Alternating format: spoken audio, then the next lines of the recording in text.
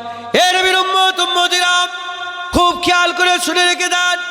এই মুনাফিকেরা এই মুনাফিকেরা হযরত ওমর ফারুক হুজুরের গলায় ছুরি চালিয়েছে, উসমান গনি হুজুরের গলায় ছুরি চালিয়েছে, হযরত আলী হুজুরকে শহীদ করেছে, হযরত হাসান হুজুরকে বিষ পান করিয়েছে, হুসাইন হুজুরকে কারবালার ময়দানে শহীদ করেছে। এই মুনাফিকেরা ইমামে আজম আবু হানিফাকে শহীদ করেছে, ইমামে মালিককে শহীদ করেছে, ইমামে শাফিকে শহীদ করেছে, ইমামে আহমদ বিন হাম্বলকে শহীদ করেছে। এই মুনাফিকেরা কাবা শরীফে আগুন লাগিয়েছে, এই মুনাফিকেরা মদিনায় নামাজ বন্ধ করেছে।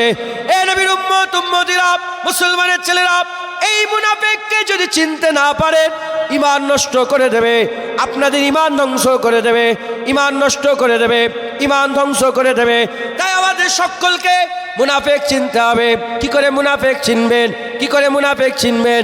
আমি আপনাদের চিনা রাস্তা বলে দিয়ে যাই। এদিকে নামাজ আছে, ওদিকেও নামাজ আছে, এদিকে রোজা আছে, ওদিকেও রোজা আছে, এদিকে হজ আছে, ওদিকেও হজ আছে, এদিকে তাওয়াফ আছে, ওদিকে তাওয়াফ আছে, এদিকে সাফা মারওয়া সাই আছে, ওদিকে সাফা মারওয়া সাই আছে, এদিকে আরাফাতের ময়দান আছে, ওদিকে আরাফাতের ময়দান আছে, এদিকে কুরআন আছে, ওদিকেও কুরআন আছে, সব আছে, সব আছে। মুনাফিকের দিলে রাসূলুল্লাহর প্রেম নাই, মুনাফিকের দিলে রাসূলুল্লাহর প্রেম নাই, মুমিনের দিলে রাসূলুল্লাহর প্রেম আছে। যার কথাবার্তাতে, যার আলোচনাতে রাসূলুল্লাহর প্রেম দেখতে পাবেন না, নবীর সঙ্গে বেয়াদবি করা দেখবেন, এ হচ্ছে মুনাফিক, এ হচ্ছে মুনাফিক। যত বড়ই দাড়ি থাক সে হচ্ছে মুনাফিক, যতই নামাজ থাক সে হচ্ছে মুনাফিক, যতই কপাল কালো থাক সে হচ্ছে মুনাফিক। এ নবীর উম্মত উম্মতিরা, মুসলমানের ছেলেরা, উল্টো দিকে আমল যদি আল্লাহ না করেন, কমও থাকে, হুজুর পাকের যদি প্রেম থাকে, এ আর যাই হোক ফাসিক হতে পারে, গুনাহগার হতে পারে, মুনাফিক নয়। আমার আল্লাহকে মুমিনের কাতারে রেখেছে। তো এইদিকে ইমাম মুসলিম হুজুরকে শহীদ করে দেওয়া হলো, তিনার দুটো বেটাকে শহীদ করে দেওয়া হলো, আর এদিকে হুসাইন হুজুরকে চিঠি পাঠিয়ে দেওয়া হলো। হুসাইন হুজুর বেইরে পড়েছে। বাইদা জায়গাটার নাম কি বলেন? বাইদা নামক স্থানে হুসাইন হুজুরকে আটকে দেওয়া হলো। কে আটকালো? হুর বিন ইয়াজিদ। হুর বিন ইয়াজিদের দিলে রাসূলুল্লাহর মহব্বত ছিল। কি ছিল বলেন? হুজুর পাকের মহব্বত ছিল, ভালোবাসা ছিল। হুর বিন ইয়াজিদ বাইদা নামক স্থানে আটকে দিলেন। খবর চলে গেল ইবনে জিয়াদের কাছে যে আটকে দেওয়া হয়েছে। কুফায় খবর চলে গেল, কুফা থেকে আবার সৈন্য পাঠানো হলো। আমর বিন সাদ, এটাও সাহাবার বেটা, হযরত সাদ রাদিয়াল্লাহু তাআলার বেটা। আমর বিন সাদ কিছু কম বেশি 5000 সৈন্য নিয়ে এলো। তাহলে 1000 আর 5000 কত হয়? 6000। তারপরে সিমার, সিমার আছে না, নাম শুনেছেন? শয়তানটার নাম শোনেন না? সিমার কিছু কম বেশি 12-14 হাজার সৈন্য নিয়ে এলো। আটকাবার জন্য কজনকে? 72 জন। এই বুঝছেন আপনারা? 72 জনকে আটকাবার জন্য 20,000 সৈন্য এসে ঘিরে ফেললো, ঘিরে ফেললো। হুসাইন হুজুর ভাষণ দিলেন, হুসাইন হুজুর ভাষণ দিলেন, জুম্মার খুতবা দিলেন। জুম্মার দিন 10ই মুহররম চলে এলো, জুম্মার দিন ছিল সেই দিন। জুম্মার দিন এদিকে আজান হচ্ছে, কোন দিকে? হুসাইন হুজুরের খেমায় আজান হচ্ছে। আর এদিকে 20,000-এর দলেতেও কি হচ্ছে? আজান হচ্ছে। খুব ভালো করে বোঝো মুসলমানের ছেলেরা, হে নবীর উম্মত উম্মতিরা, মুমিন, মুমিনের সরদার মুমিন হুসাইন হুজুরের খেমাতে আজান, এদিকে মুনাফিকের খেমাতেও আজান হচ্ছে, এদিকে আজান হচ্ছে, এদিকে আজান হচ্ছে। দুটো আজান শুনতে একই রকম, কিন্তু সংবাদ একই দিচ্ছে না, সংবাদ একই দিচ্ছে না, খবর একই দিচ্ছে না। এদিকে আজান, এদিকে আজান, এদিকে খুতবা, এদিকে খুতবা, এদিকে নামাজ, এদিকে নামাজ, সব একই রকমের, কিন্তু একই রকমের খুতবা দিচ্ছে না, একই রকমের সংবাদ দিচ্ছে না। এদিকে হুসাইন হুজুরের বিরুদ্ধে যারা দাঁড়িয়েছিল, মুনাফিক যারা ছিল, এদের আজান সংবাদ দিচ্ছে, এদের আজান, এদের আজান বলছে রাসূলুল্লাহর বিরুদ্ধে কথা বলে, এদের আজান রাসূলুল্লাহর সাথে গুস্তাখি করে, এদের আজানের মাধ্যমে আর রাসূলুল্লাহর বিয়াদবি প্রকাশ পায়, রাসূলুল্লাহর বিয়াদবি প্রকাশ পায়। হুজুরের খানদানের আদব নয়, হুজুরের খানদানের তাজিম নয়, হযরত হাসান হুজুরের তাজিম নয়, হুসাইন হুজুরের তাজিম নেই, আহলে বায়তের তাজিম নেই। এদিকে হুসাইন হুজুরের খেমার আজান, রাসূলুল্লাহর মহব্বত, হুজুরের ভালোবাসা, হুজুরের আজমত, হুজুরের মহব্বত, হুজুরের ভালোবাসা।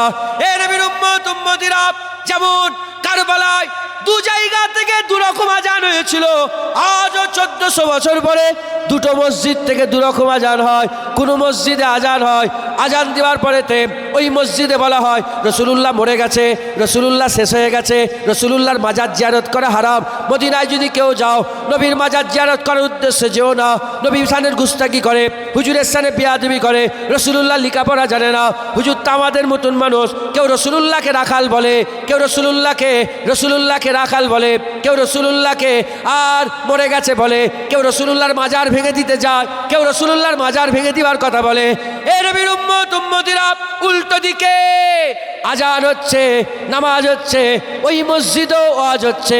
হুজুর পাক সবচেয়ে বড়, হুজুর পাক সবচেয়ে আলা, হুজুর পাকের ইজ্জত সবচেয়ে বড়, হুজুর পাকের সম্মান সবচেয়ে বড়। আমার আল্লাহ পাক তিনার পরেই রসুলের দরজা। আল্লাহ মালিক হিসাবে এক, হুজুর সৃষ্টি হিসাবে এক, মালিক হিসাবে আল্লাহর কোনো তুলনা নেই। সৃষ্টির মধ্যে হাবিবুল্লাহর কোনো তুলনা নেই। এ নবীর উম্মত উম্মতিরা, তাহলে মুসলমান মুমিন মুনাফিক এখনো আছে। মুমিন মুনাফিক কারবালা জমিনেও ছিল, কারবালা জমিনেও ছিল। খুব খেয়াল করে শুনে রেখে দেন, লড়াই শুরু হয়ে গেল। হুসাইন যখন 6 মাসের বাচ্চা আলী আসগার হুজুরকে নিয়ে তাদের সামনে ধরে বলল, তোমাদের দুশ্মনী আমার সাথে, 3 দিন পানি বন্ধ করে রেখেছো, 3 দিন খাবার বন্ধ করে রেখেছো, তোমাদের দুশ্মনী আমার সাথে। এই 6 মাসের বাচ্চা কি করেছে? একে একটু পানি খেতে দাও, একে একটু পানি খেতে দাও। তারা এক্ষুনি নামাজ পড়ে উঠেছে। সেই নামাজের মধ্যে বলেছে আল্লাহুম্মা সাল্লি আলা মুহাম্মাদু ওয়া আলা আলে মুহাম্মাদ। নবীর ওপরে দরুদ, নবী পাকের আলের ওপরে দরুদ, হাসান হুসাইন আম্মা ফাতেমা মাওলা আলীর ওপরে দরুদ, হুজুরের পরিবারের ওপরে দরুদ। এই নবীর উম্মত উম্মতিরা, তারা নবীর ওপরে দরুদ, নবীর আলের ওপরে দরুদ পড়ো। হুসাইন হুজুর যখন বাচ্চা 6 মাসের হযরত আলী আসগারকে দেখিয়েছিল, ওই সময় কোথা থেকে যেন একটা তীর চলে এলো, বুকের মধ্যে সিনার মধ্যে তীর লেগে গেল, পিচকিরি দিয়ে খুন বেরিয়ে যায়। হযরতে হুসাইন হুজুরের কলিজার টুকরা শহীদ হয়ে যায়। হযরত আলী আসগার হুজুরকে আসমানের দিকে উঁচু করে বলে, আল্লাহ পাক এতে যদি আপনি রাজি হন, হুসাইন একটা কেন শত শত আলী আসগারকে আপনার রাস্তায় কুরবান করে দেবে। তারপরেতে কি হলো? লড়াই শুরু হয়ে গেল। লড়াই শুরু হয়ে যাওয়ার পরেতে প্রথমে কে যাবে? প্রথমে হযরতে আলী হুসাইন হুজুরের ভাইয়েরা, আলী হুজুরের বেটা আবু বকর বিন আলী শহীদ হলেন, ওমর বিন আলী শহীদ হলেন, উসমান বিন আলী শহীদ হলেন, আব্বাস হুজুর তো পানি আনতে গিয়ে শহীদ হয়ে গেলেন। এইরকম ভাবে হযরত হাসান হুজুরের বেটা কাসেম হুজুর শহীদ হয়ে গেলেন। হযরতে জাইনাব হুজুরের দুটো সাহেবজাদা আন মোহাম্মদ দুজনেই দুবাই শহীদ হয়ে গেলেন। তারপরে কে শহীদ হবে? তারপরে হযরতে আলী আকবর হুসাইন হুজুরের বড় ছেলে যিনাকে সাফিয়ে মুস্তাফা বলা হয়, যিনাকে পুরা হুবাহু রাসূলুল্লাহর মতন দেখতে ছিল, হুজুর পাকের মতন দেখতে ছিল। মুনাফিক দেখেন নবীর চেহারার সঙ্গে মিল, তারা বুঝতে পারে, তারা জানে, তারা দেখে নবীর চেহারার সঙ্গে মিল থাকা সত্ত্বেও তারা তাকে ছেড়ে দেয় রে। লড়াই শুরু হয়ে গেল। শত শত জাহান্নামী করে দেওয়ার পরেতে একটা তীর এসে গেল। ওই সময় সীমার বলতে আরম্ভ করে, জিদি বাহিনী খবরদার, একা একা লড়াই করে জীবনে পারবে না।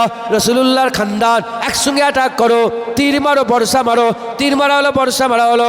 যখন আলী আকবর শহীদ হয়ে গেল, হুসাইন নিজে গিয়ে আলী আকবরকে বুকের মধ্যে জড়িয়ে ধরে বলে, আজ যদি ইব্রাহিম খলিলুল্লাহ থাকতো, ইব্রাহিম খলিলুল্লাহ যদি থাকতো, আমি বলতাম আপনি তো আল্লাহর রাস্তায় একটা সন্তান কুরবান করেছেন, তাও চোখে পট্টি বেঁধে।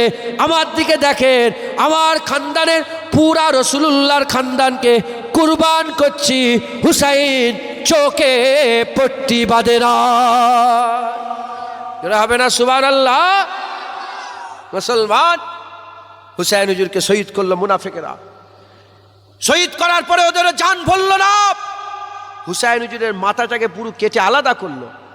হুসাইন হুজুরের মাথা কেটে আলাদা করলো। আলাদা করে হুসাইন হুজুরের মুবারক দেহ মুবারকের উপরে ঘোড়া ছুটালো, ঘোড়ার উপরে চেপে আর ঘোড়ার তিনার শরীরের উপরে ছুটালো। এই শুনছেন, ছুটিয়ে দিল। তাও তাদের শখ মিটল না, কাটা মাথা নিয়ে দামেস্কে গেল এজিদের কাছে।